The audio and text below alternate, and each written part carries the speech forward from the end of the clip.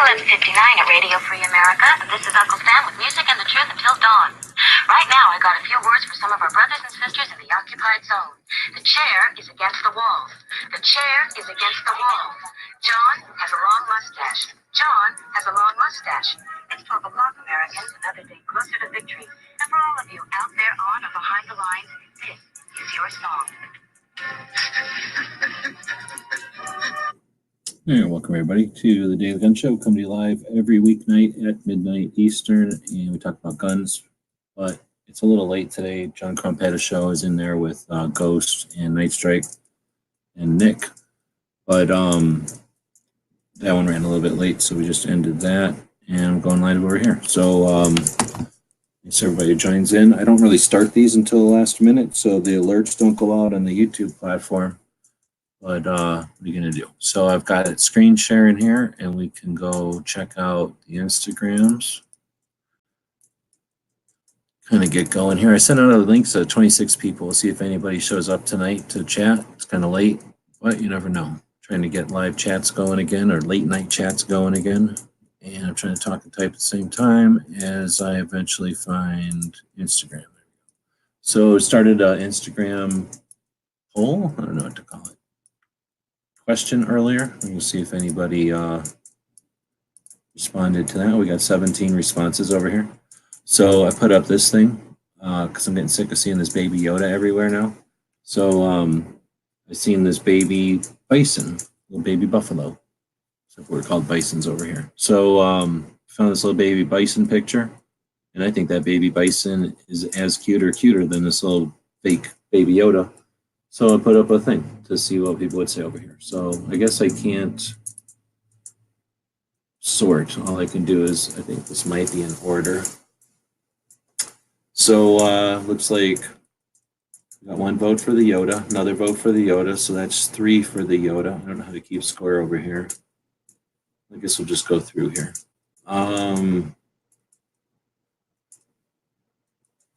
3 for Yoda still.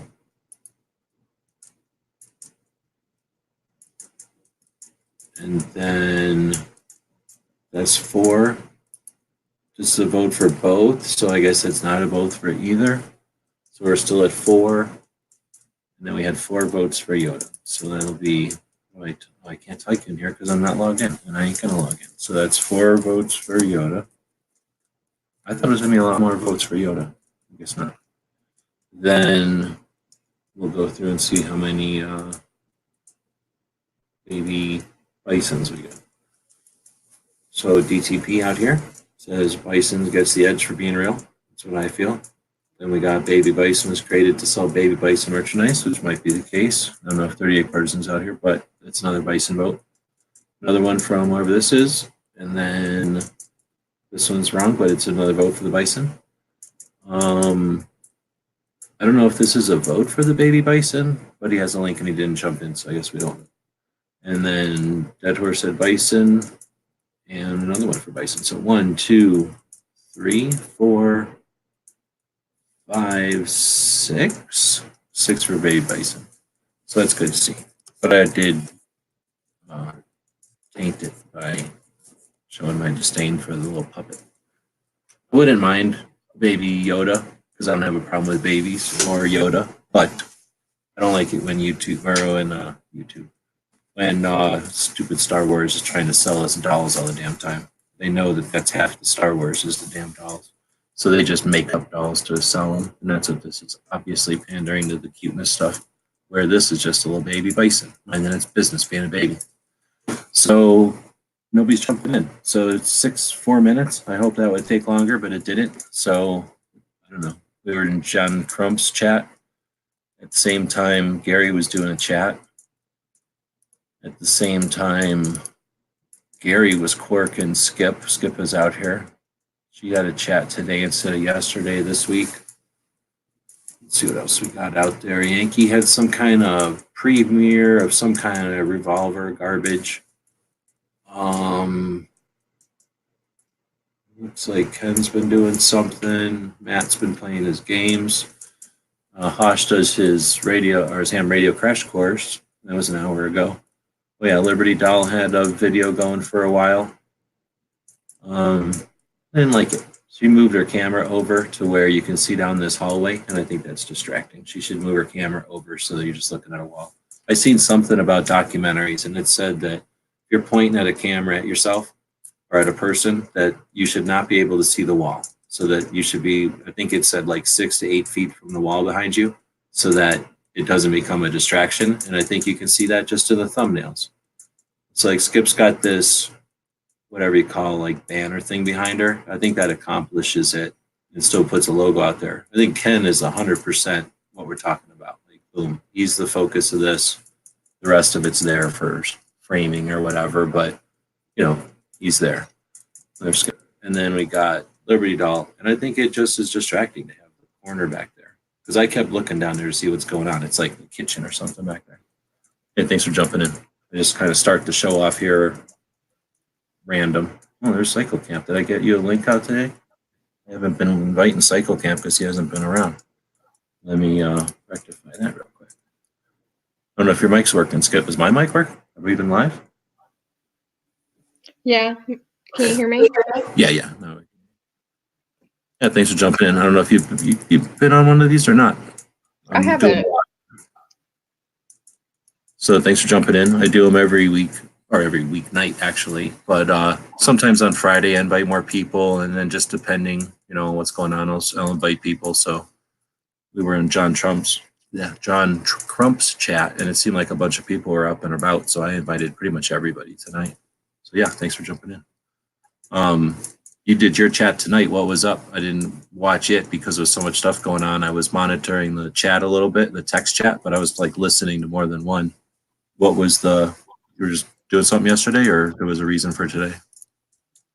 Yesterday I went to a holiday party, so I just rescheduled it for today, and I was going to announce my Instagram winner giveaway, but I didn't want to show. It was a slide in a barrel, so I didn't want to show it because of YouTube's new policies. And we just talked gun cleaning. Did you get to hear John Trump's? He probably doesn't let me say that. John Crump's chat earlier that we were in? I did not. So he had talked to somebody because he's I don't know if you know John's deal with, like, he knows people. So he knows people in the social media platforms, let's put it that way. So he knows somebody in YouTube to talk to about this new policy, and he did. And he was telling us about it. It's designed for somebody who's a murderer and wants to do it live, or somebody who's trying to commit suicide and wants to do it live. It's to prevent that. So they're using this face technology, you know, that face recognition type of thing, except obviously pointed at a gun. And then what it does is it disables your live, you just kind of go off air. So that's the purpose of it. It wasn't designed to prohibit us from, you know, having our conversations or whatever. And then I asked him if there's any consequences or anything, and he said no. So basically your chat goes offline. It kind of unplugs the cord on your chat, and it doesn't go back online, so that you have to close the chat down. So there would be that consequence, but it's not like you get a strike on your channel. It's not like you lose privileges or anything. So it's not a punitive thing, I guess. It's designed to be a passive thing. But because the passive filter will catch us, they let us know that, like, anytime you hold a gun, that's what triggers it. So okay. I don't, even though they said all that stuff about parts and everything, I think we took that, because I think rightfully so to some extent. You know, we are usually the short end of the stick on stuff as gun owners, but I think we took that beyond what they were pushing out, at least according to John. So I know that one guy brought out a cap and ball revolver just to see what would happen, and his chat was taken off. Like, he didn't get alerted or anything. It was just no longer running. So even with a cap and ball, because he was thinking that, you know, it's not really a gun or whatever, but obviously the computer saw it as a gun. Wow. Thanks for sharing that. Sure. So I figure I just barely heard about it an hour ago or something. So I haven't heard anybody who's had that insight yet. But a couple of people I know who create content have mentioned that YouTube had reached out to them, like proactively, I guess you could say, because they do gun related stuff online, or live, I should say, and tried to schedule chats with them, not like interviews, you know, public, but conversations with them to give them a Q&A opportunity for the new policies. That's nice. Yeah, I mean, it's better than them ignoring us completely. I mean, at least it sounds like they understand what they're doing is gonna have a footprint or a consequence. Well, here's Cycle Camp jumping in from Connecticut. Long time no see. Hey, how you doing? It has been a while.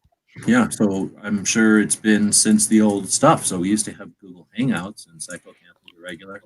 I don't know if you've been in us. What is this called? StreamYard one yet? No, it's my first time. We call it the duck because there's this little icon of a duck wearing a monocle up at the top here. So that's this new platform. It's free. I use the free version, but you'll notice if I do anything over here, I'll start getting alerts that say I'm using up all my time. And then when you send out links like we just did, you don't have to have an account or anything, I don't think. If you want, down here, if you can see my screen, there's these little squares. You can edit your icon. And I don't know if you have to have an account for that or not, but I know that I have an account, and every time I go into a chat, it automatically pulls my icon, so it must come from their account system or whatever. Anyway, so welcome to the chat. It's a little different. I've got mine screen sharing so you can see what it looks like. It's this screen on my screen. It lets 6 people only join. I'm going to get rid of my screen share so that now it's the 3 of us. It only lets 6 people in, but it'll let 10 people, I think, into this green room area. So if there was somebody else that jumped in, like when you jumped in or when Skip jumped back, I had to invite them back in, or I could rotate somebody out. So it's weird that it's got this like director function or something, but it's actually kind of useful, I guess. The problem is there's only 6 people, and we're all used to 10. We've got a private chat over here if we wanted to use it. I can't really fiddle with too much over here because I'm not paying for it. If I was paying for it, I could fiddle with all of these things. And then I have a couple of banners I always forget to turn on. This is kind of neat that we never had in Hangouts. And then it's pulling through an API. It's pulling the text chat off of YouTube, and I can highlight text chats, which is super cool. That's the reason I'm using this and not Gun2. Otherwise, I would use Gun2 because it's a better platform. But this guy is kind of, I like being able to highlight comments. We never had that in any software that I'm used so far. That's pretty cool. I don't know what I've been highlighting. I've just been doing that randomly. Hopefully nobody was swearing or something. Anyway, so that's a little tour of the duck, Snooty Duck. And the problem is that it only gives us 20 hours a month. So I know I'm over my 20 hours, but they also are scared to push me off, I guess, because I got all belligerent about it when they pushed me off. So they keep letting me stream.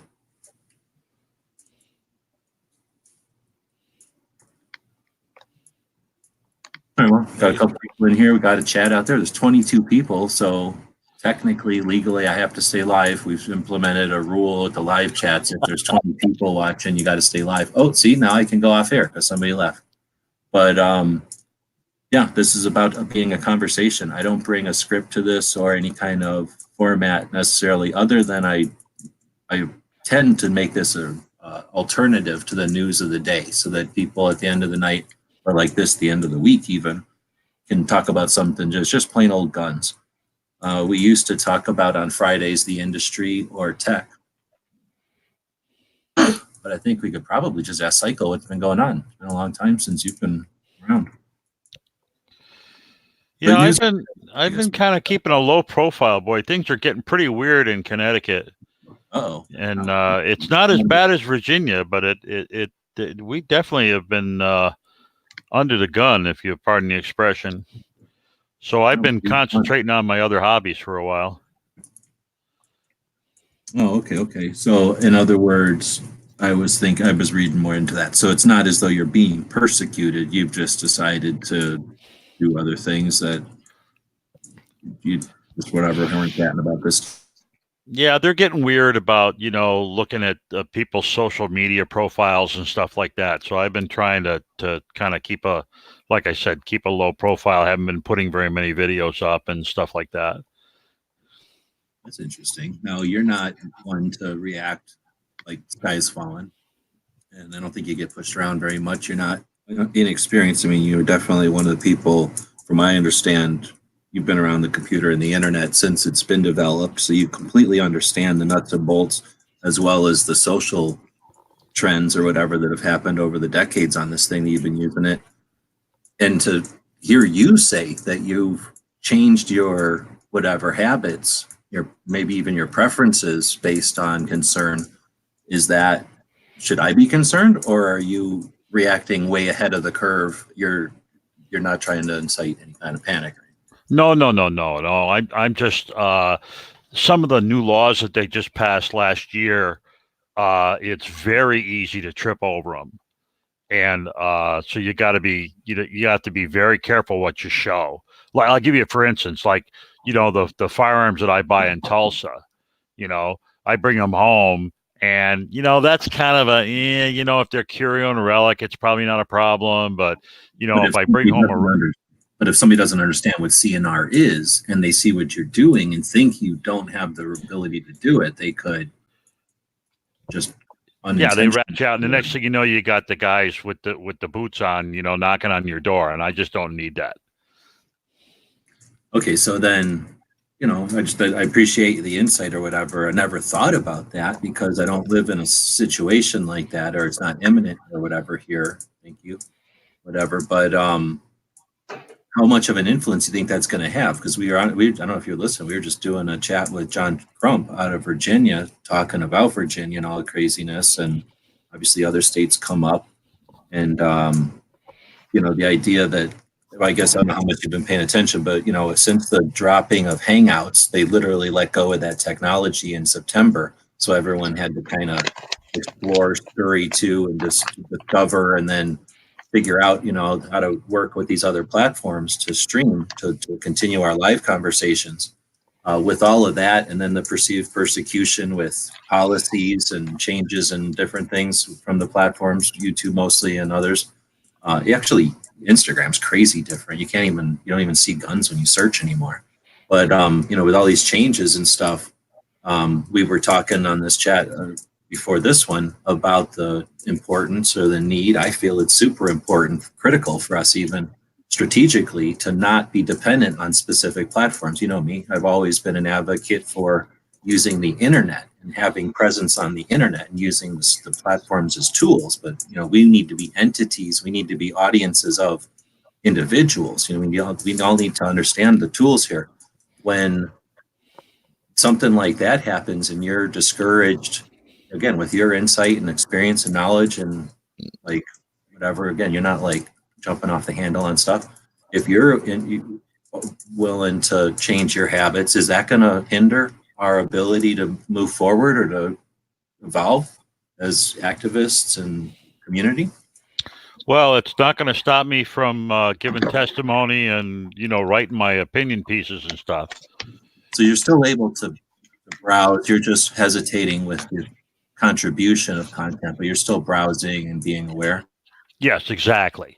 I'm just being a little bit more careful of what I particularly author. I try not to get into too many, troll wars or any of that kind of stuff. Blowing up comments and things like that. Not that you were had tendencies to be crazy or whatever. Anyway, but I understand what you're saying. And I wonder again, my tendency is to rage against the idea that they win either way. There, they win because we're not. Or they win both ways. They win because we're not talking, and they win because the perception is that we've lost interest or left behind or something. Yeah, and you're still active, but like I say, if you're an extreme, you're a unique compared to a lot of people because you understand the whole thing. So you're probably again reacting a little bit outside of the regular curve. But I never thought about that aspect, that when they even the potential of, hey, we're going to limit or we're going to watch what you do online on social platforms, then someone might say today, well, I'm going to quit doing stuff online with guns because 2 years from now they might be watching. And that affects us today based on a fear of what might happen. It's scary. Well, there's already been a couple of cases where, Connecticut fusion unit, was looking at social stuff, and that's what triggered them. It all comes down to the red flag law stuff. That's what's really driving this whole thing. Is they're trying to develop profiles of people that might be considered a little on the edge and might need to be investigated. And that's one of the really scary things of the red flag laws that are coming out.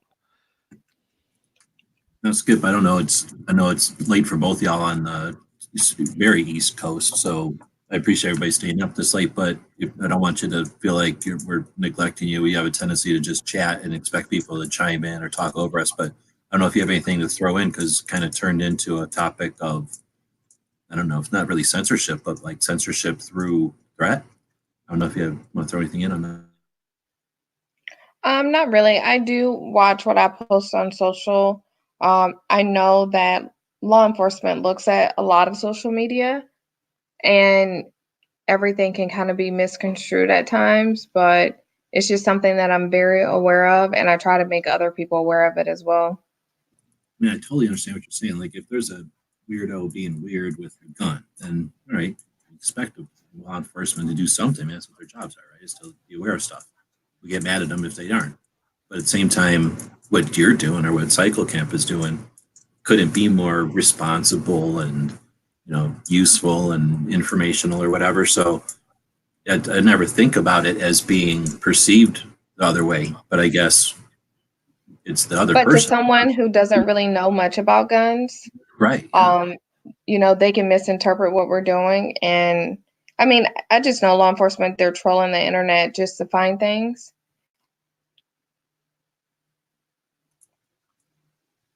Well, there's two pieces of this. All right. There's they're going to troll things and find stuff that might trip them up.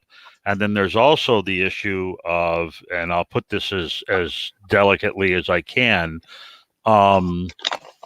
those of us who may or may not have become felons because of changes in the law that we believe are unconstitutional. We need to be a little bit more careful. I agree. The civil disobedience part. I don't want my social profile tripping that. If I have to be civilly disobedient in other ways, that's fine. But I just don't want the stuff I put on the internet to trip that off.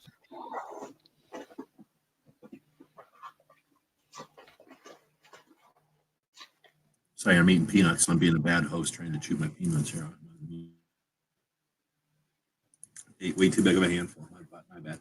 So, without getting it too heavy on a Friday night, I mentioned a little bit about Instagram. I noticed, and they chatted a bit about that in the text chat. Has anyone noticed that? I mean, I don't think Cycle uses Instagram as much as me and Skip, but I guess, Skip, have you noticed that? I don't know if you use a little, what's that supposed to be, a magnifying glass, the thing that's second from the left? I don't use that tab very much. I only use it when I go to search for something specifically, which I hardly ever do.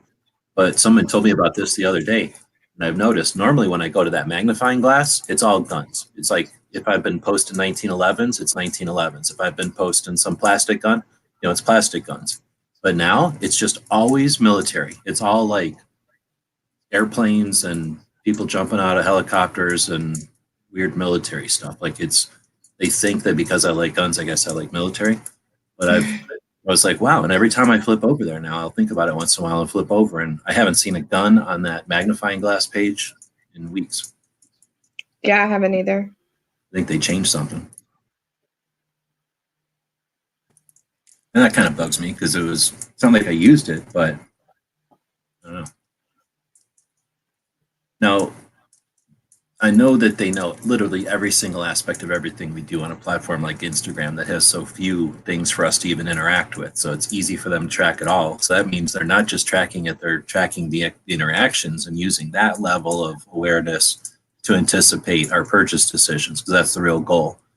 So when I know they're at that level of whatever, like awareness of what we're doing, the fact that like people are going to quit using that page, because I know that I barely use that little magnifying glass page, but whenever I did, they'd usually throw something at me that's looked interesting, and I'd sometimes click on it. But I've never clicked on anything since they've changed it. I have no interest in just looking at an airplane or something. So I'm wondering if they're going to figure out that whatever their change was stopped interactions, and then the their dollar signs will get the best of them and flip it back to it for us. Because I'm sure it's happening to other segments as well as guns. Yeah, it's probably happening to others too. Well, you gotta, how will I put this? The latest YouTube announcements of what they're going to be doing should be scaring the absolute bejesus out of everybody. And this one, I will cry. The sky is falling. If they've got the computer horsepower to find live streams and dynamically watch them to see if they can identify feature recognition of firearms in there, that's pretty scary. Oh, dude, That's a huge commitment of processing power. That's a good point, and that's a great perspective on it. But not only the gun in the frame, but the gun in your hand. So they can differentiate between a gun on the wall behind you, which I guess they're saying is okay. I don't know if you heard before, I was talking to that John Crump, and he had talked to someone at YouTube and told us about it just an hour or so ago, that the reason was to prevent mass murders. They want to stream live, or to prevent a suicide that someone tries to stream live. So exactly, they're using a version of facial recognition. It sees that a firearm is in a hand, and it just unplugs the live stream. It's no longer live. But that's exactly like, how can they, but they could tune that to the color of soda that you're drinking, or the shape of the soap container, right? Like they can already, I have software that can remove people from, like I have Photoshop for video. Like I can, with the Adobe software I can take a video of two people walking on a beach and remove them, and I just have the video of the beach with the waves going by. So what's to stop them from, I mean, how hard can it possibly be to not just identify, but now replace and change Pepsi's into Coca-Colas? Yeah, and it's, it's just again, it's punishing the lawful users, if you will. I mean, just because you've got a gun in your hand or you're holding up a rifle or something, I mean, that happens an awful lot in our environments and our live streams and stuff. And I honestly think that they thought, well, most of the time people are doing this as published video, so it's not a problem because it really only applies to live streams. But look at Clover's desk pop, his lawn chair pop. That's it. He's done. Yeah, and that means that you can't live stream any kind of shooting event, like a competition or a recreation. And what about news? If there's something violent happens in front of you and you're streaming it, I guess they're going to shut that off, and you can't stream truth, like the live events happening in front. Again, it's their platform and they've got to deal with it. I can't imagine. I've run tiny platforms and dealt with issues that I can't even imagine the scale that they're dealing with. And it's all theirs, and I'm capitalist, so let them run their business like they want. But yeah, wow, it's so again, even if it is with good intent or whatever, somebody was saying in the chat earlier that if they've, like you're saying, if they've got that ability, then they should also, how hard can the ability, it would be an increment towards that ability to opt out. They would, they'd have to allow a version of it to not be on, right? To bypass it for some reason, or to not turn it on.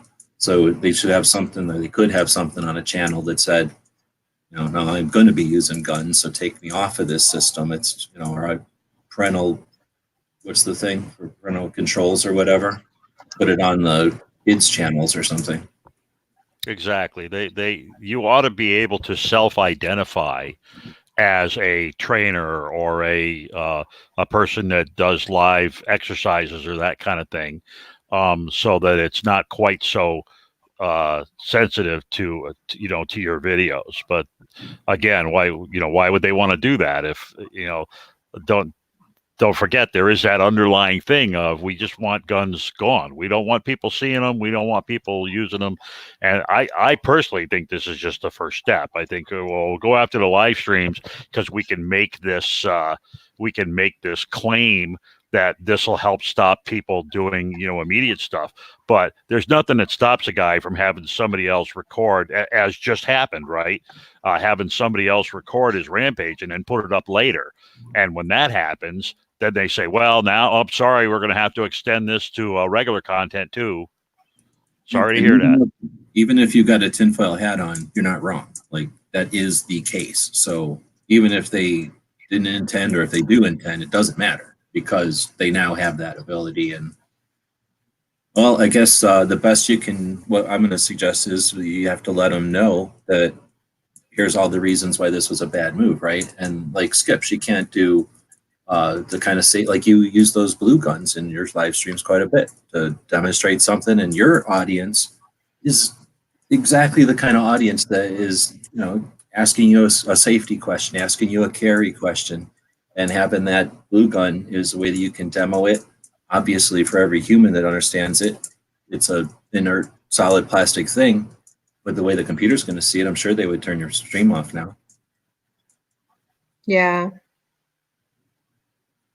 But I guess if we tell them, hey, look, you're inadvertently, you claim inadvertently shutting off gun safety education, you got to give us a way to toggle that. If they give us the toggle, like I think what Cycle Camp is saying is, who cares if they give us the toggle? They still, whatever, they're still going to have that tech, and they're still going to have the potential for whatever the next increment is, like you say, the excuse for the turning the knob, the next click. Right. The object of the game is, technology like that gets used one way or the other. And it would be very easy for someone in the anti-gun community to say, hey, I think you need to apply that technology to all content, not just live stream content. I don't see that as a very big step, to be honest with you. Now, is my tendency is, like I was even saying earlier, I think in this chat, I know I said it earlier tonight, though, is that, screw YouTube. We don't need YouTube. We should be stronger than YouTube as a community and blah, blah, blah. But at the same time, I don't want to suggest that we abandon these things. I mean, YouTube is, I don't have blinders on. I know that it is the second largest English speaking search engine out there. And if they do these little incremental nudges and our response is to leave, then they've accomplished whatever Cycle is alluding to there, like literally, right? They've removed firearms from their platform, thus, for a lot of people, removing it from any occurrence in their day-to-day. So you've removed it from their society, really. And we'd be over in some corner by ourselves, having no ability to reach, and that'd be bad. So I think we definitely want to keep as much presence on the platforms as possible, especially the most powerful platform, and challenge them. If they, according to John, the people who he talked to are not anti-gun. The company doesn't have a policy. Their actions have been, they have resulted in anti-gun owners' rights type of stuff. So if we continue to challenge them, aren't we at least, don't we have to do that? Like if we just don't, and we let them keep doing these things, and we just leave or don't complain and concede to whatever, what's the word, like just use their platform in spite of or around their things, just don't use guns and don't talk about guns, we're not winning, right? We're staying on their platform, but we're never using the platform for what we wanted to be there for.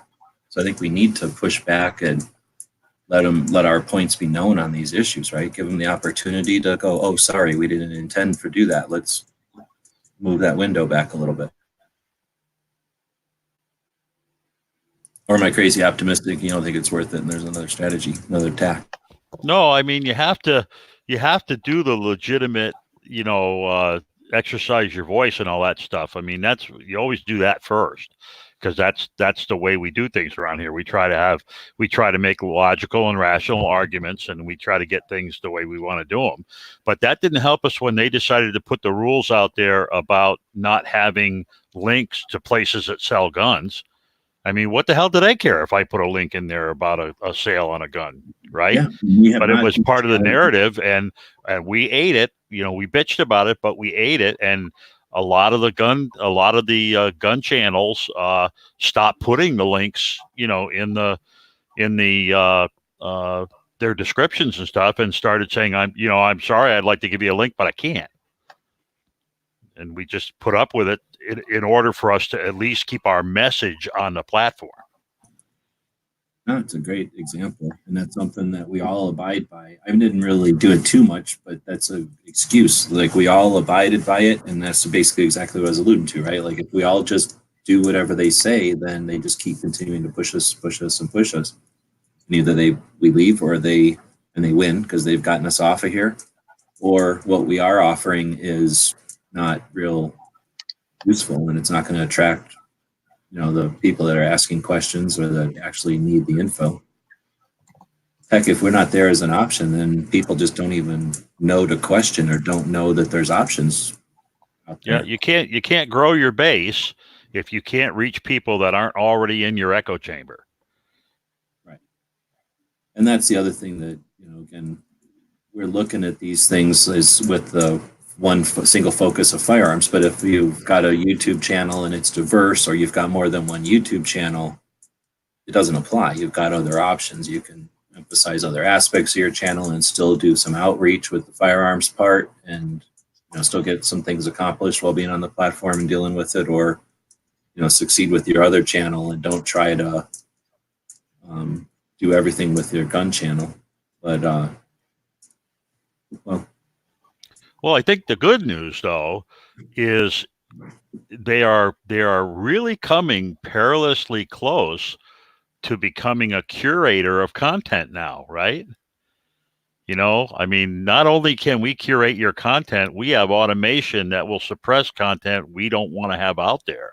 And eventually we're going to take that and shove it right back up their nose and say, then you don't get the protection. If you are not a platform, if you are instead a publisher and you are censoring the content live even, then that may give us some grounds with the courts to say we want these guys stripped of their protections, and we want to be able to sue them when they violate when we see a perceived violation of the service contracts and that kind of stuff. So they could be doing themselves a disservice even doing this. So I think what we're talking about now is, if we want to go down this little sidetrack or whatever, this little angle, because it's all the same thing. It's all relevant. The idea that the big platforms, YouTube and Facebook primarily, right? I think Twitter and some of the others hide behind it, will say that they offer a platform that they don't curate. So they don't determine what's there. They just allow the platform to exist, and therefore they're not liable for anything that's on the platform. Is that the summary? So that they can, it's up to us as individuals. We're the ones that are liable. Where if they were curating it, they would be liable and they'd be responsible. We'd be much more responsible to them, right? They'd have a set of rules we'd have to live by, and then we could hold them accountable to the rules. Exactly. You need to be able to make the rules go in both directions. And now where you have the obvious bias, you could actually sue them over that bias and say, hey, your rule says this, and you act this way with this group of people, but you act this other way with this other group of people. You're not adhering to your own standards, but because they are a platform, we're not even allowed to bring the suit. Now, Skip, do you guys in your circles ever get into those kind of chats with other creators you hang out with? Into the, I guess, two ways that YouTube kind of straddles, the two ways that they handle us and their relationships with us and the viewers?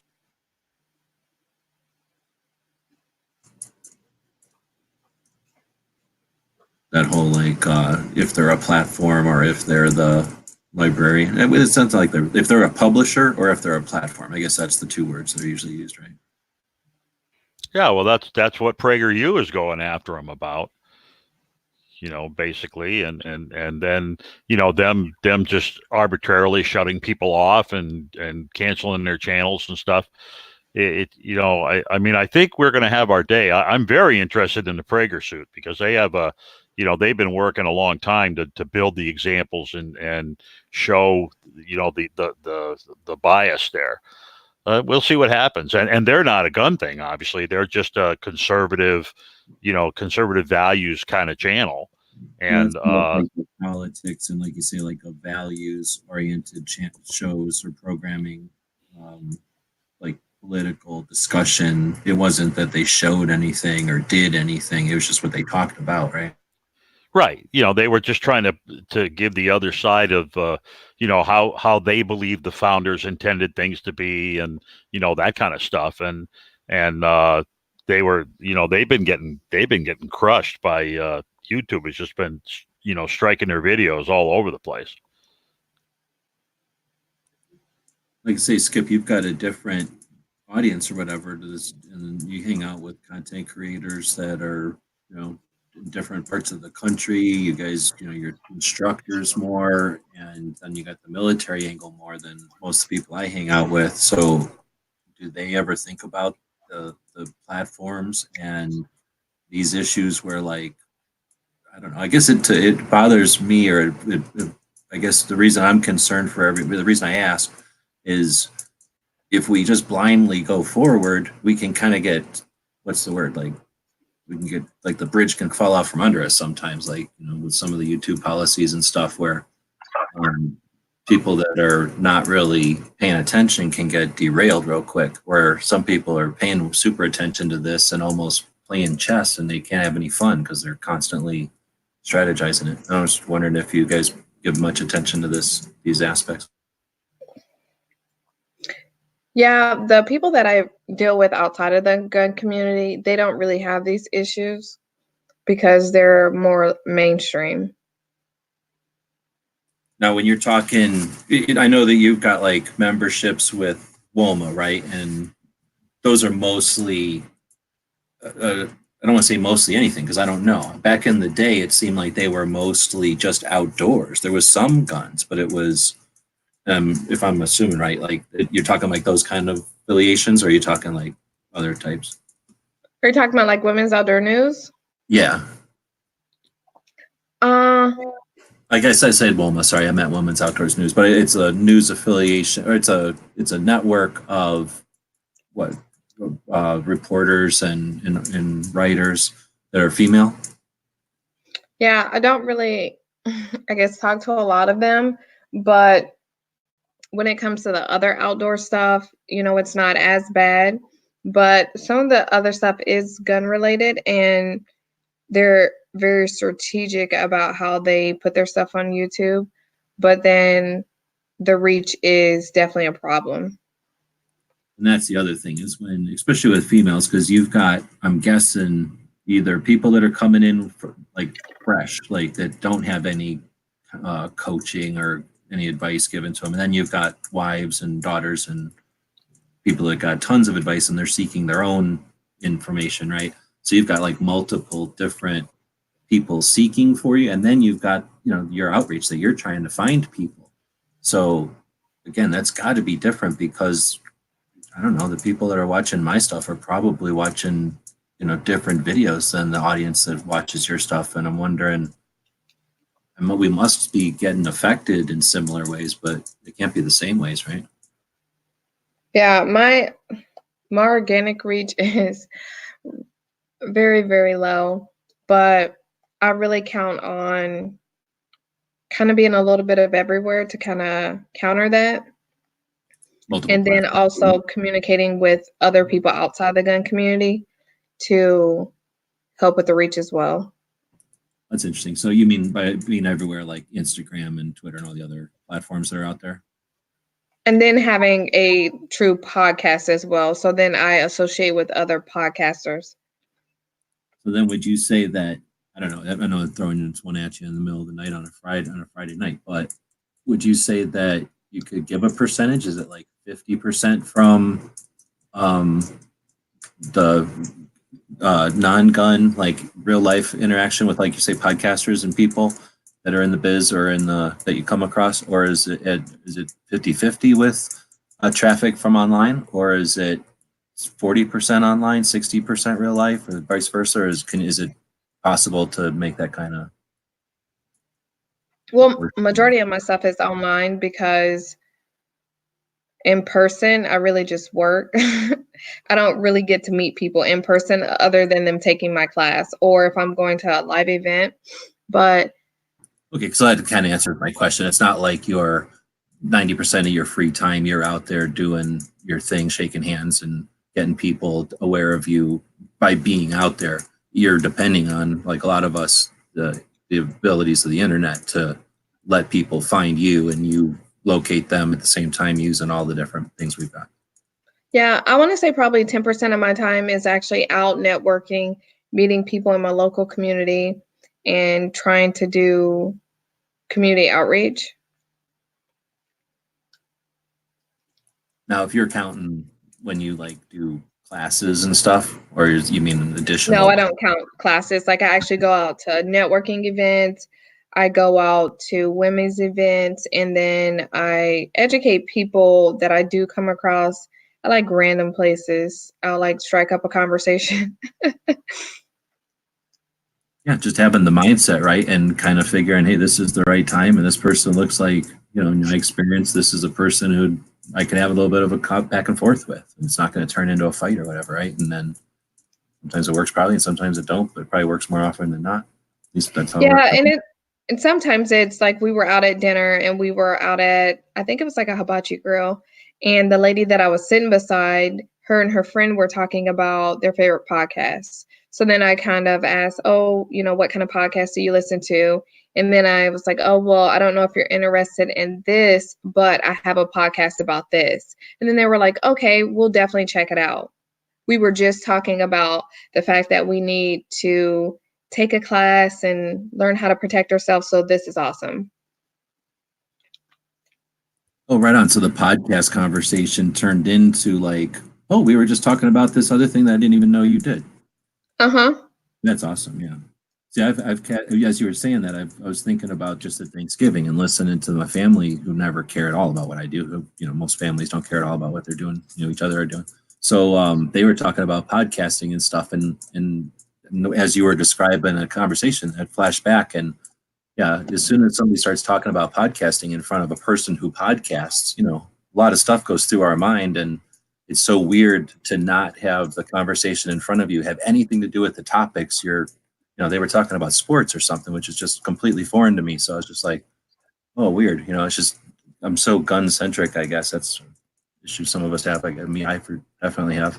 But no, you took it in a different direction. So that's cool that you were able to, I guess, get back to that. It was, even if it wouldn't have, though, just being someone who's interested in podcasting might have listened to your podcast, just to listen to your podcast and see how you do it. And because they're, what do you call, like an aficionado of podcast. So even without that last element, that would have been a cool story, right? Yep. And I mean, I went to a local podcast, multimedia conference last year. Well, actually, it was this year. And so many people who had been, I guess you can say in a way, anti-gun, we had conversations, and from there, it turned into customers, it turned into referrals. And I want to say from that conference that I went in, I think it was probably March timeframe, I made at least $4,000 in classes.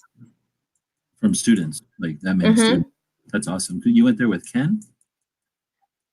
No, no, I didn't go there with him. I met him there.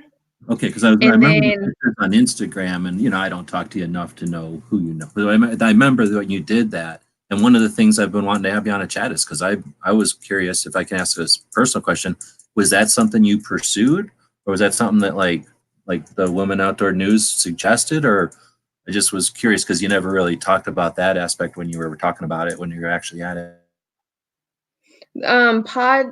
Podcasting or Women's Outdoor News? No, sorry, that specific event for the podcasters, whenever it was happening, I just didn't know you enough to say like, hey, how did you get interested in that? Because I never even thought about that podcasters would get together and not be gun podcasters. Like I said, I didn't think about it. And it was interesting to me if that was something, because I knew that Ken was at it. So I was wondering if it was like a gun thing, like somebody like Women's Outdoor News sent you to it, or if it was something that you just heard about and went to, or if you got it from some other angle. I was just curious how you decided to go to that podcasting conference or whatever it was called. Well, Orlando is only about 45 minutes away from where I live, so it was super close to me. But funny story is the person, like the organizer of the event, I used to work with one of his really good friends, and his friend started a podcast, and I wanted to start podcasting slash YouTube just because I like doing it. I mean, I like listening to it, so why not have my own? And I'm always trying to do something different. So there wasn't a gun female podcast that I could relate to. So then I'm always trying to normalize things. So I was like, well, why don't I just start my own for other women that are basic, women just like me who can relate to this and learn about firearms and then just learn about new people in the community. So the organizers of that event has a monthly meetup in my area in Tampa. Oh, okay. And a coworker once a year thing. I thought it was like a once a year. It's so the big conference is once a year, but they have a monthly meetup. And so I went and I met the organizer, and when the event came up, I didn't plan on going because I was just like, my podcast is super new. I'm not really good with this. And they actually sponsored for me to go. Like I wasn't associated with Women's Outdoor News.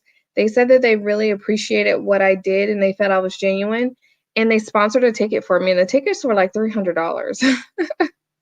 And that is really the only reason why I went, because I felt like an outsider.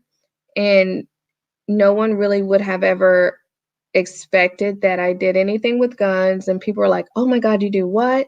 But people were very open and they would tell me like their gun stories. And I got a couple of podcast interviews off of that, but it was just really nice to go there. And then the organizer knew Ken Blanchard. So they went like way back. And so he kind of introduced us both. And that's how I met Ken, was from that organizer, which, I mean, the guy lives like 20 minutes away from me. And then I just connected with other podcasters, and then I connected with Ken, and that I had already connected with him over the phone, but we actually got to meet in person. Yeah, because I'd kind of seen the story as it was developing, so I appreciate that because, like I said, it's cool. I'm all about trying to get our community to get something like that, right? And so that I appreciate the insight to how it went And down. so last year I went and they paid for a ticket for me, and I met a ton of people. And Pat Flynn was there, Roberto Blake was there, and I was actually able to sit down and talk with, like, do you know Roberto Blake? No, these are podcasters though, right? Not gun people. They're like big YouTubers okay. slash podcasters. And so I was able to sit down with them, and these are people who I had been listening to and learning how to start my YouTube channel or my podcast and just affiliate type things. And it was nice to talk to them about what I did. And they were just like, you just got to stay really consistent. Make sure you don't break the guidelines, things like that.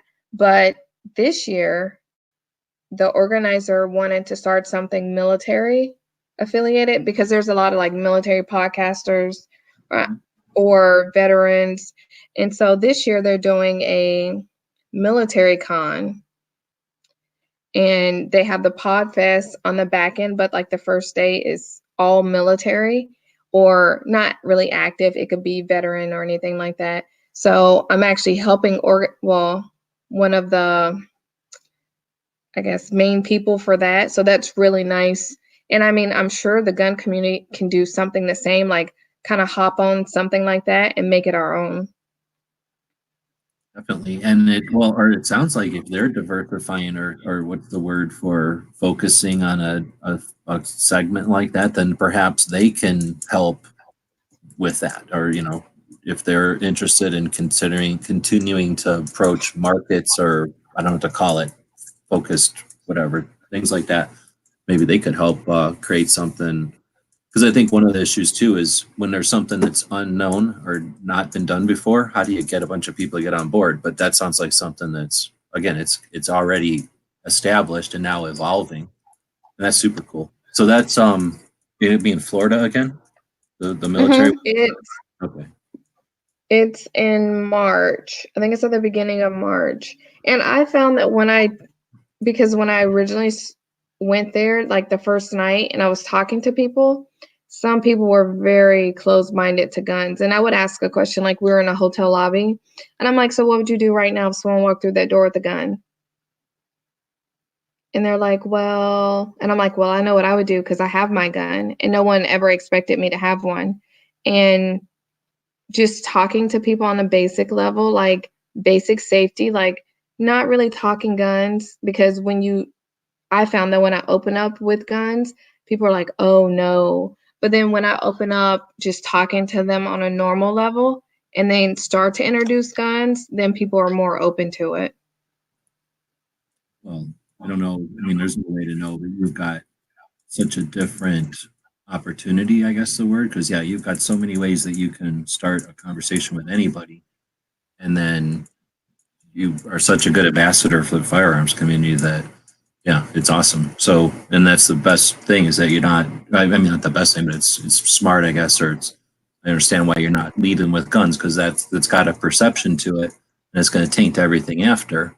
And it's the opposite when you add on guns to like a whatever you call it, like a first what's the word, like a first impression of someone, and then you add guns, especially someone like yourself that's such a good, like say, representative. Um, yeah, I mean that's awesome. So when you were talking about that, I mean you've talked about it in some of your live streams and stuff. Um, that's the part that I thought was cool, and that's the part where, well, one of the reasons I wanted to ask you about it is because as you've described it since then, when I first saw that you were, I thought that you were there with Ken. I guess I got the impression that you guys already knew each other, but whatever. I figured because you and Ken were there, it was a gun, at least guns were part of it. But then since you've described it over the months or whatever, you know, just alluding to it or talking about it, I got the impression that it was just more of a podcasting thing. And that's the other thing is I don't really pay attention to YouTubers or podcasters. I just do my thing. And it sounds like then you were doing a YouTube thing, live thing already. And then you kind of, after that, once you became aware and talked to those people and got some coaching and stuff, you turned it into more of a podcast where you use the live stream as part of it to facilitate it, but you considered it less a YouTube project and now a podcast. Or am I wrong? No, so my podcast is completely different from my YouTube lives, and a lot of people get it mixed up, but Okay. I have like a separate podcast that comes out and it has its own like logo that goes with it. And then I have my YouTube lives that I do, which is probably not really that smart. I should So when I'm probably watching just on Thursday, that's not your podcast. Then I'm assuming, and I was really just watching your YouTube, but you've got a whole nother thing that you do with the podcast. So my podcast comes out and it's just audio. But what I learned with the podcast is that people can relate to people a lot better when they can see them. So when I'm interviewing someone, whenever I can, I try to get video so that people can really see this person and they're like, oh, he looks like me or she looks like me. And oh, okay, they're just a normal person too. And oh, they know how to use a gun. So that's kind of why I switched it up. But I do have the audio version of my podcast. And then when I'm interviewing someone, I try to have a video version of it as well. But for the live streams, I keep them as live streams because there's so much normal interaction in it. I just find it to be a tad bit distracting if you're trying to listen to a podcast, how normal people try to listen to it, because I read people's comments and then I'm like, oh, blah, blah, blah, or hey, Chris, or hey. And there was this one time where I was doing a YouTube live and no, it wasn't YouTube. It was Instagram live. And this person's name was Stripper Body 32. And they asked the question, and I always like to read the name when I'm answering the question. And I was going to actually use that for a podcast. And I was like, this is just too much editing out of people's names and things like that. So I just decided to keep them strictly different. Right on. I'm glad I asked because yeah, that makes 100% sense, and I agree with everything you said. That makes 100% sense how you said it. Because yeah, I'd make mine super sloppy. This is my podcast, so I mean, today's it's actually pretty decent with us having conversations about different topics, but most often it's just me blabbing with the chats. And yeah, that could be, and I don't bother to ever always read the name like you do. So sometimes I'm just saying yes to a question that came up, and that would be pointless to someone listening to it without the chat there.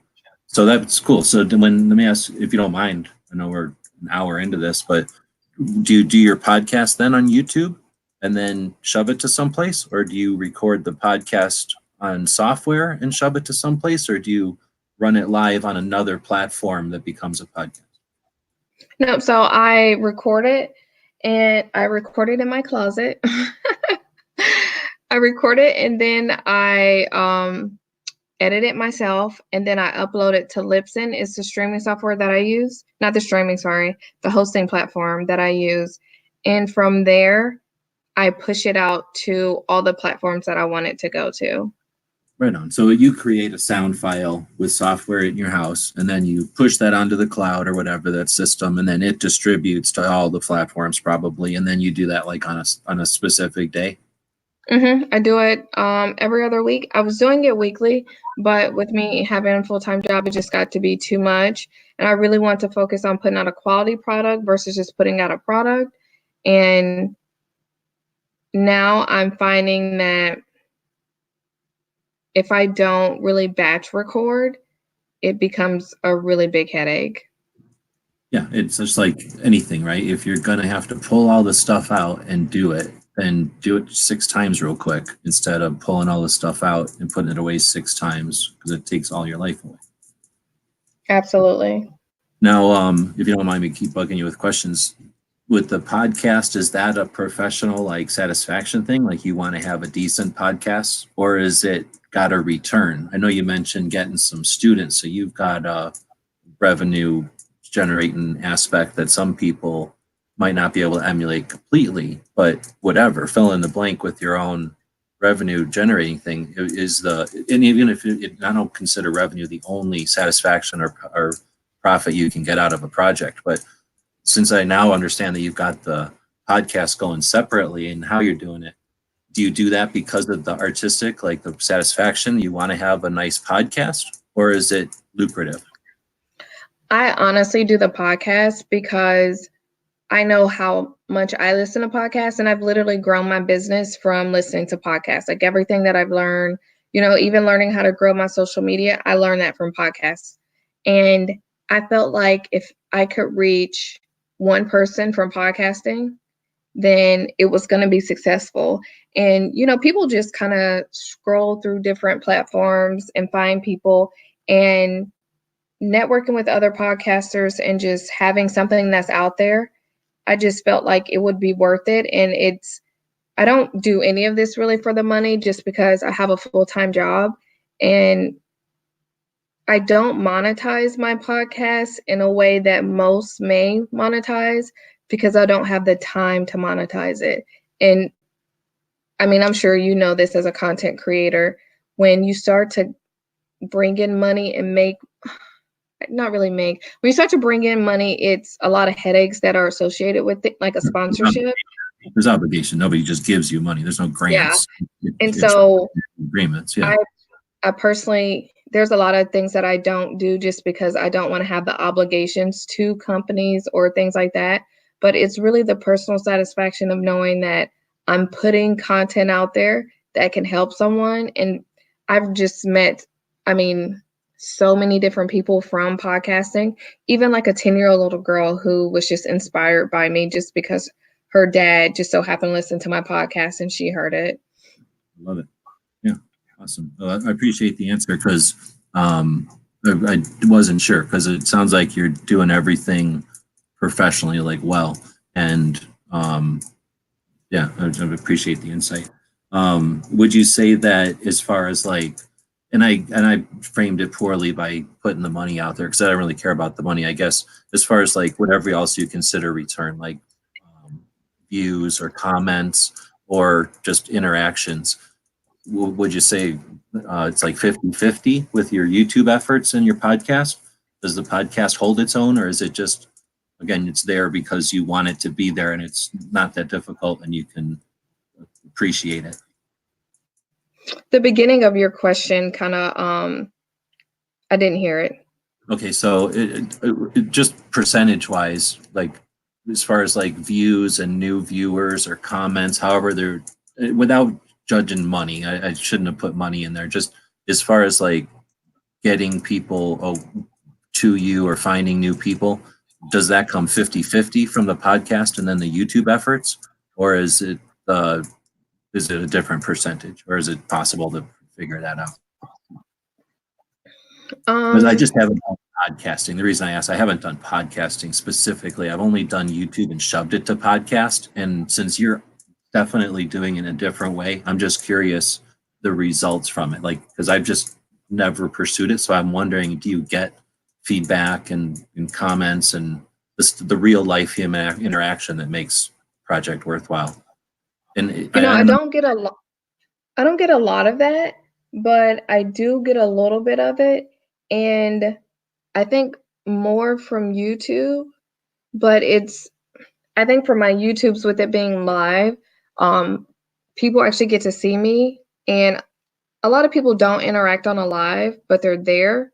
And I've had people who have watched me live for, say, 3 or 4 months, never said anything, so I would have never known they were there, and then finally reached out and purchased something, or finally reached out and booked a private class. And I had a lady who found me from YouTube, and she was an older lady, and she didn't have any social media, so she wouldn't have never found me on social media. She found me on YouTube and came all the way from Delaware and spent almost $800 taking classes with me. That's so cool, because she would have also wasted that $800 if she just settled for some dude that was closest to her or whatever, right? Or that some guy recommended to her or some lady recommended to her. And she actually tried to do something in her local area, and she just didn't get treated the way that she wanted. They actually just didn't even acknowledge her. So then she spent the money, came all the way here, took a class. And I just find with YouTube, since it's a search engine, people can find you from anywhere.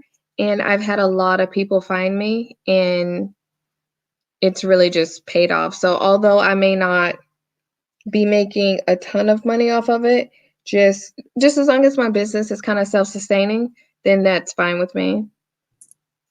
Yeah, and I appreciate the insight, and that's awesome. So, so many things that are inspirational. I think, what's the word? Like, yeah, maybe motivational for people in the respect that, well, in the hands-on, of course, that it's cool that you're reaching out to somebody, so you are getting satisfied from the interaction. You're finding people that you can actually that appreciate you, and that they're finding you. So it's awesome. And so often I think someone would have stopped if you wouldn't have been there. She would have looked again, maybe looked again, and then never went back to guns again, or maybe even went a different way or something. So it's awesome. But as far as just the answer that the satisfaction you get from creating the podcast versus the amount of return from it is, again, insightful. So I appreciate that, and I hope that I know this probably isn't going to get heard by anybody, but I totally know what you mean. There's 23 people now watching, and you can see there's Chris and Seven Wonders, an unknown user, Grandpa, and that's about it chatting right now, right? So there's definitely some people either fell asleep out there or are, like you say, just not whatever. They're on a phone or something. They're driving, right? They're not chatting. There's nothing to chat about.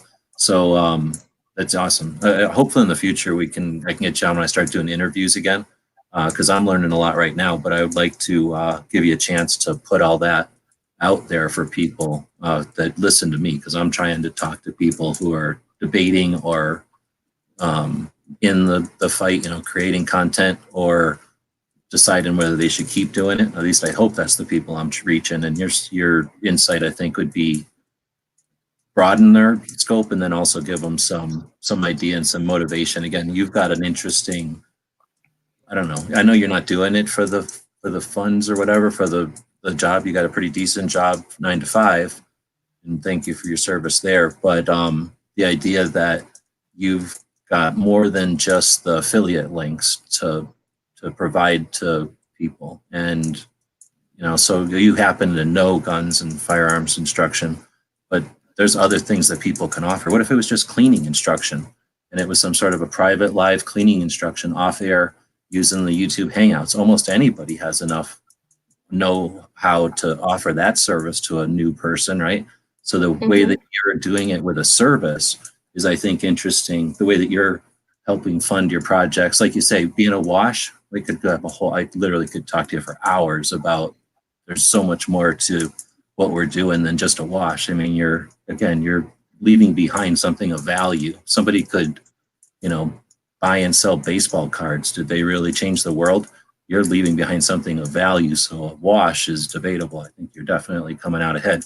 But anyway, the way that you're offering a service, I think, is unique, not unique necessarily, but definitely different than most people who throw a t-shirt out there and, get frustrated when their t-shirt doesn't become viral. So I think there's lots of ways that, if you wouldn't mind, we'll get on sometime and just chat one-on-one and let me pick your brain about the nuts and bolts of what you do and how you do it. Oh, yeah. And I mean, if I can say anything, I'll say everybody has, and this is going to totally sound like a mom moment, but when you have your why on why you do whatever you do, that's when you can really get through those tough parts. Because I've had times where no one signed up for a class. And I have a goal for every month on how many students I want to teach or how much money I want to bring in. And that may make someone want to quit, right? But for me, every time that I would kind of get down, I would super stay consistent. Like, it's really important for me to stay consistent. And every time that I would slightly get frustrated, something major would come through. And I think it's really important that we just stay focused and keep our eye on the prize, because there's always someone watching. Like you said, there's 23 people on the chat, but there may be someone that's out there and they watch all of your chats. And I've had people reach out, like I was going to stop doing my live chats. And the morning that I was going to stop doing it, I was at work and I was like, yeah, I'm going to put it out there tonight. Like, hey guys, it's going to be the last one. And I had a lady reach out and she told me, and I mean, I hadn't said anything. It was just kind of in my mind. And a lady reached out to me and she was like, you have no idea how much you inspire me. And every woman that I come in contact with, I tell her about you. She's like, keep up the great work. I don't get to watch you live, but as soon as you're coming off of your live, I'm putting my kids to sleep and I get to watch you. So she's like, I'm here. Just know that I really appreciate everything that you're doing. And people like that, they only, they don't always reach out, but they always reach out at the right time. So even if it's only one person that's watching, you got to put up what they need when they need it. And it's not when 100 people are watching. And you just got to stay consistent.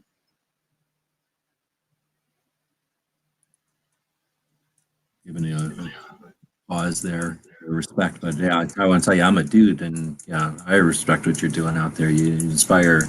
I tell people about it all, about your efforts all the time, and that's the thing. I think that what I'm hoping is that we can share each other's stories, so that other people out there that are debating whether or not it's worth it can hear your story and go, "Oh, heck, maybe it would be worth it." And got 100. Yeah, I totally agree. Like, it's worth it for everybody, because everybody has their version of their story, and someone's going to relate to that.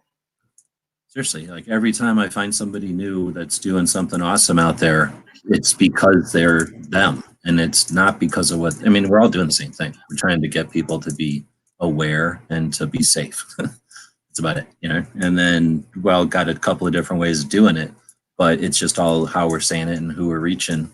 And every time I find something new, I'm like, oh, dang, I didn't even know. And then we still got giant gaps out there. There's all kinds of stuff that, we're talking about Virginia now. So, advocacy, we can get into all kinds of stuff, but specifically about podcasting and motivation. I appreciate the insight tonight. Again, being in the middle of the night on a Friday. It's midnight here. So it's got to be 3 o'clock on the East Coast? Yeah, it's 2. 2. So appreciate everybody sticking around. I will wrap it up. Cycle kind of blew you off there, but we got sidetracked. So that's what the show's all about. No, it's good that, got to share the podium, man. But thanks for jumping in. It's been a while, and you're always welcome. I can totally understand what you're saying, and whatever. We'll continue to evolve the conversations. Live chats are effective and useful, and they've been great for years, decade now. But that's not the end, and maybe we'll see some offline stuff. As much as I don't like to say it, we'll see some of that stuff. Maybe has more value. I don't like Discord, but for what Cycle's talking about, are elements of what he was alluding to. Some of those platforms might be more useful for people, more discreet, maybe. And again, it's all about keeping information flowing and aware and using our tools. Anyway, Cycle, you have anything you want to plug or say on the way out? No, I just like to mention that, Skip makes a lot of good points about, I mean, I think one of the advantages that she has is she's not dependent on the platform for her income, but it does help channel people to her product.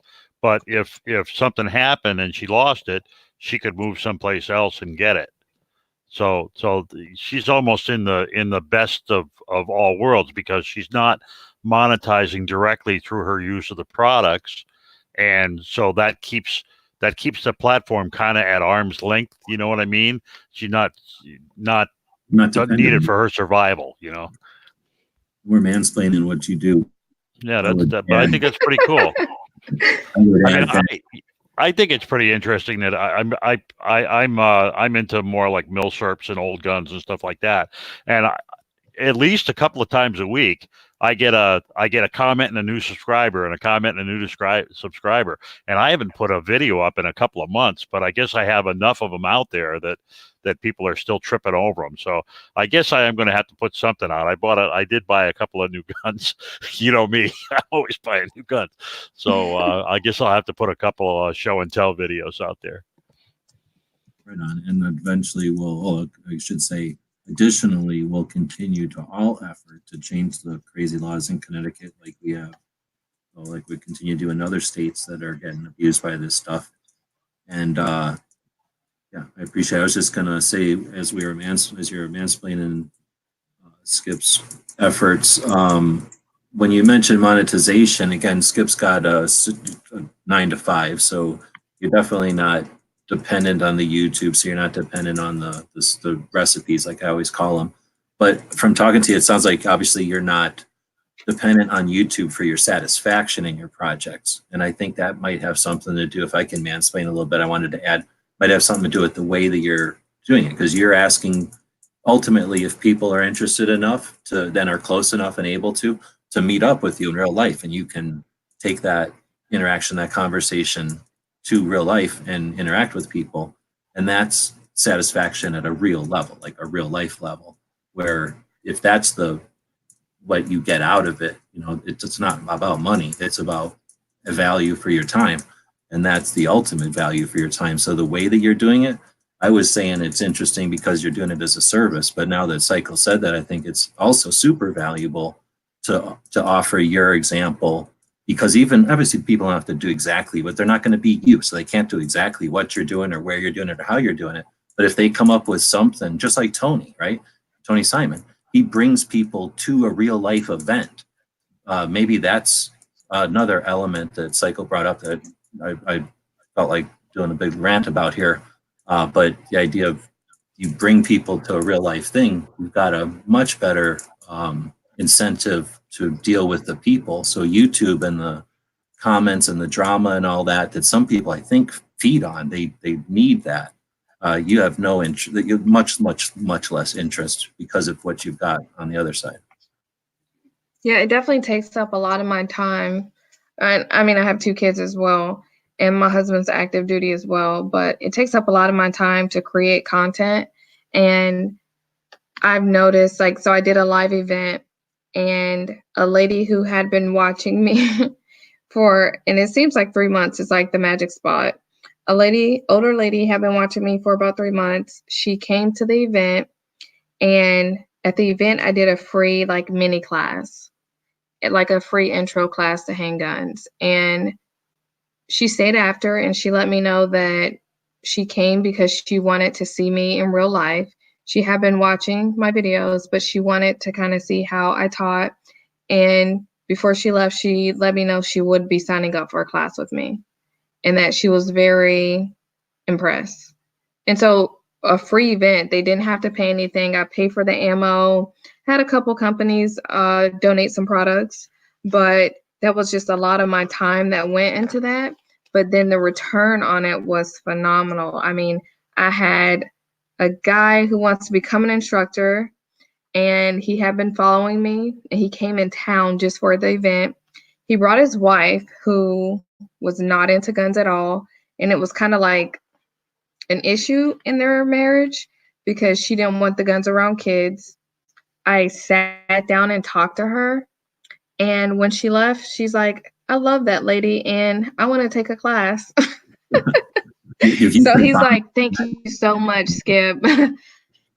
Seriously, that's amazing. And that's, I mean, obviously, I'm sorry, I didn't hear you. I was saying if you could bottle that, you'd be a billionaire, but obviously that's not something that, I mean, that's just two people have to click, right? And obviously you can be well rehearsed or whatever, but it's not something you talk somebody into. That's just a happening, but that's pretty cool. Now, do you want to? And I think just being, no, go ahead. No, we got a weird lag is all it is. I was just going to say, if you want to say whatever you want to say, wrap it up, you can take us out. I'll just say thanks again to everybody for showing up tonight. We do this every weeknight. Skip, thanks again for jumping in. Obviously way more than last minute on a Friday evening. And thanks everybody for showing up. Skip, if you would let everybody know whatever you were going to finish there of your thought, and then where we can find you or where they can find you, and we'll see you next week. So I actually wanted to ask you if you were going to be at SHOT Show, right? Hope so. Yep. Okay, great. I definitely want to connect at SHOT Show. Yeah, well, we're going to have our Sunday dinner again. If you happen to be there for that, I'll email you. We don't have the details until we know who all's getting there when or whatever, but it'll be same night, Sunday night, either the same place or someplace real close. And once we get closer, we'll get with you to make sure if you need a ride or whatever. And then, yeah, hopefully we'll make I'll definitely connect with you guys. And my husband will be with me this year too. Right on, helping out, or is he there for his own thing? No, he's there helping me. I need help. Oh, that's awesome. Having support can make it or break it. I mean, seriously, I've been watching this stuff for years, and you can do it yourself. It's possible. I attempt to do it myself, but I only do better when I have people with me. I've never succeeded by myself. So that's awesome. And I was just going to say, we've got 11 people going from gun channels this year, or at least affiliated with gun channels. And we'll, feel free to, if you want, we can include you in whatever we end up doing, mass texts or some kind of email or some sort of attempt to facilitate, if anybody needs something, have a place they can holler and have 11 people jump. Absolutely. I appreciate that. But anyway, let us know where to find you and whatever, if you want to finish any thoughts, but thanks again. Yeah, so you guys can find me. My website is skipstacticalsolutions.com. And on my website, you can learn a little bit more about me if you'd like to. I'm on Instagram and Facebook at Skips Tactical Solutions. I'm not really active on Twitter, but I also have a podcast, and it's just called Skips Tactical Solutions. You can find that on my YouTube channel too. But I really appreciate you guys for having me on. And I know that the only way that we can really fight this fight that we're having to and introduce new people into this community is just by being super welcoming. And I appreciate you all for being welcoming towards me. Oh, always. Thanks again. Thanks, Cycle. And was somebody else in here today? Ghost was in here? Yeah, somebody else was in here, I think. Jumped out, but thanks to whoever was in here before. And it's late. Thanks, everybody, for everything. We'll see you next week. All right, and bye-bye.